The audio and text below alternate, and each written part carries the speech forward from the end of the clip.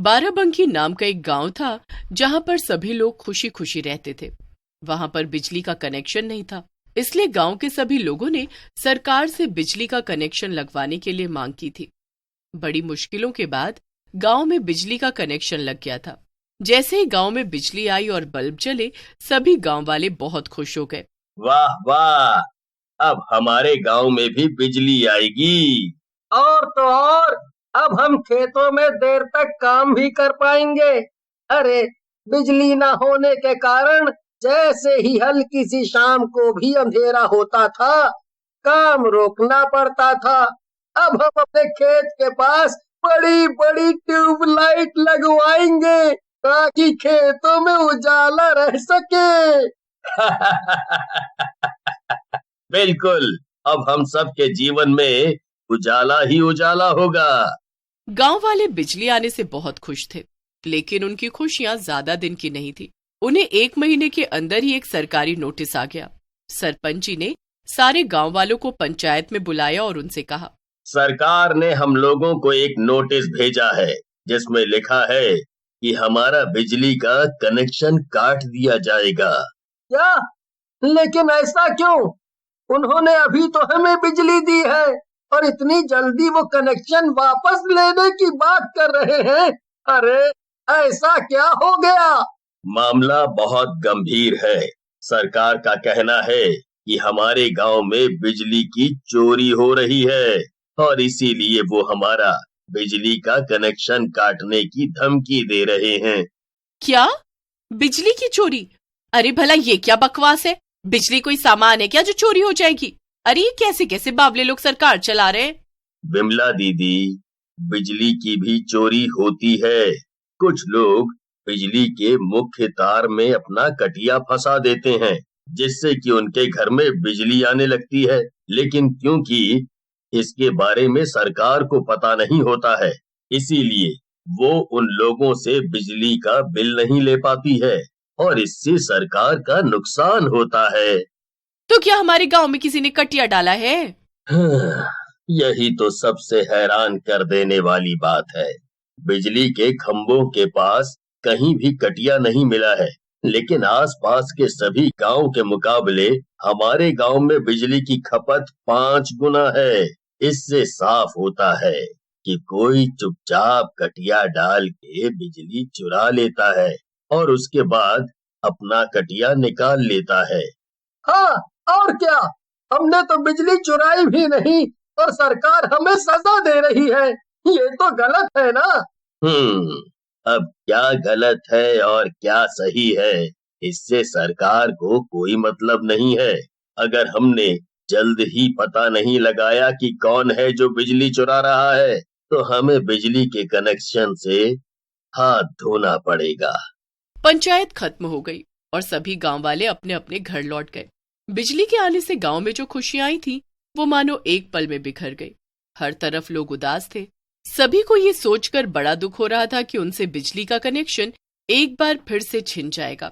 वहीं दूसरी तरफ सरपंच जी अपने घर में अपने नौकर छोटू के साथ बैठकर इस बात पर परेशान हो रहे थे कि बिजली आखिर कौन चुरा रहा है।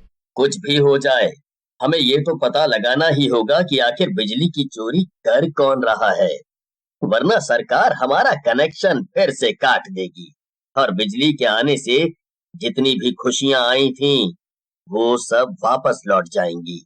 पर मालिक, हमें ये पता कैसे चलेगा? मेरे पास एक तरीका है।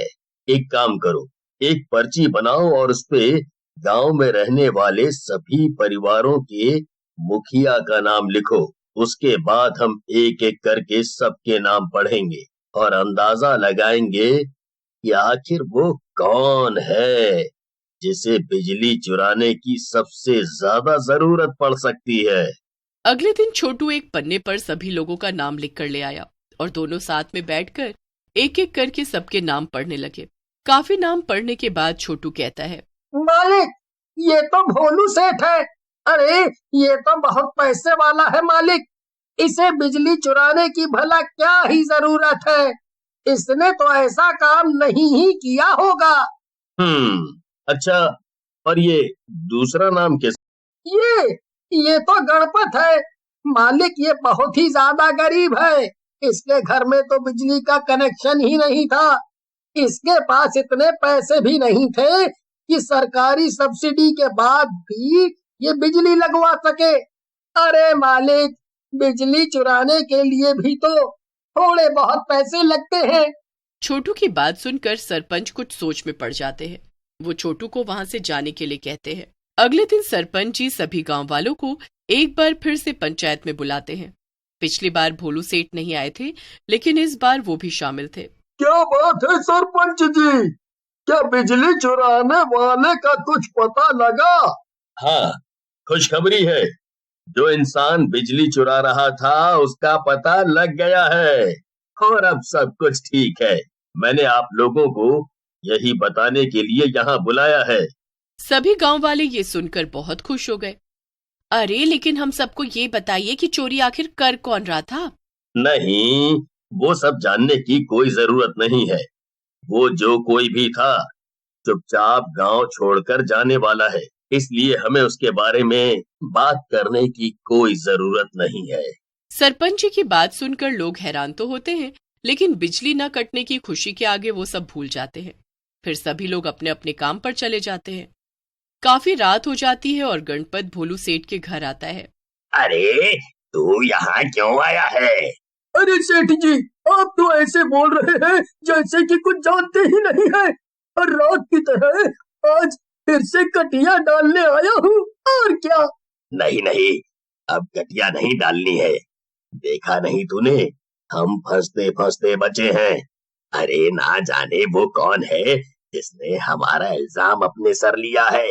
अगर गांव वालों को पता चल गया कि हम ही बिजली चुरा रहे हैं तो हमें गांव से धक्के मार के बाहर निकाल दिया जाएगा, और तो और पुलिस के चक्कर में भी फंस जाएंगे। वाह सेठ जी, जब तक आपका मन हुआ आपने मेरा इस्तेमाल किया, और अब आप कह रहे हैं कि अब कटिया नहीं डालनी है। अरे तो क्या करता मैं? अगर मैं बिजली के सीधे कनेक्शन से खेत की मशीनें चलवाता तो सब्सिडी के बाद भी मुझे बहुत भारी पड़ता, और बिजली चुराने के लिए मैंने तुझे भर भर के रकम भी तो दी है? लेकिन अब मुझे पैसे से ज्यादा अपनी इज्जत प्यारी है, इसीलिए अब मैं बिजली नहीं चुराऊंगा। ये सुनकर गणपत को बहुत गुस्सा आ जाता है। उसके दिमाग में पैसे का लालच आ गया था और अब वो ऐसे ही आसानी से पैसे कमा लेना चाहता था, मगर भोलू सेठ की वजह से ऐसा होना मुश्किल था। ये तुमने ठीक नहीं किया सेठ। अगर तुमने और बिजली चुराने में मदद नहीं की मेरी, तो मैं सरपंच को सब कुछ बता दूंगा। हाँ। तेरी इतनी हिम्मत, तू मुझे धमकी दे रहा है?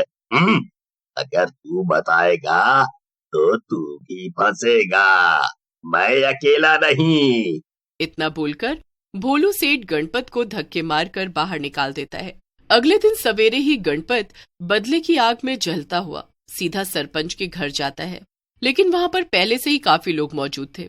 गणपत वहां जाकर सबके सामने सब कुछ उगल देता है। वो अपनी और भोलू सेठ की सारी करतूत सबके सामने बता देता है। गणपत की बात सुनकर वहां मौजूद सभी लोग दंग रह गए थे। किसी ने सोचा भी नहीं था कि गणपत और भोलू सेठ मिलकर ऐसा काम कर रहे होंगे, लेकिन सरपंच जी गणपत की बात सुनकर हंस पड़े। कोई बात नहीं गणपत, मुझे तो ये सब पहले से ही पता था। क्या? ये आप क्या कह रहे हैं सरपंच जी? हाँ, मुझे तो पहले से ही तुम दोनों पे शक हो गया था, और इसीलिए मैंने ये झूठ बोला कि चोरी करने वाला पकड़ा गया है। मुझे यकीन था कि इस चाल से तुम दोनों में से किसी ना किसी एक के मन में लालच फिर से जागेगा और वो फिर से बिजली चुराने की सोचेगा, इसीलिए मैंने तुम्हें इस जाल में फंसाया। सरपंच की समझदारी देखकर सारे लोग दंग रह गए और गणपत भी शर्म के मारे सिर झुकाए खड़ा रहा। थोड़ी देर में भोलू सेठ को वहां बुला लिया जाता है। वहां का माहौल देखकर भोलू पहले ही समझ गया था कि उसकी चोरी पकड़ी गई है। भोलू सेठ के पास सरपंच को देने के लिए कोई भी जवाब नहीं था, इसलिए उसने चुपचाप अपनी गलती मान लेने में ही भलाई समझी। सभी लोग अपने अपने घर चले जाते हैं और फिर गांव वाले खुशी खुशी बिजली के साथ रहने लगते हैं। और सरपंच की दी हुई सजा का सुनकर गांव में दोबारा कोई भी बिजली की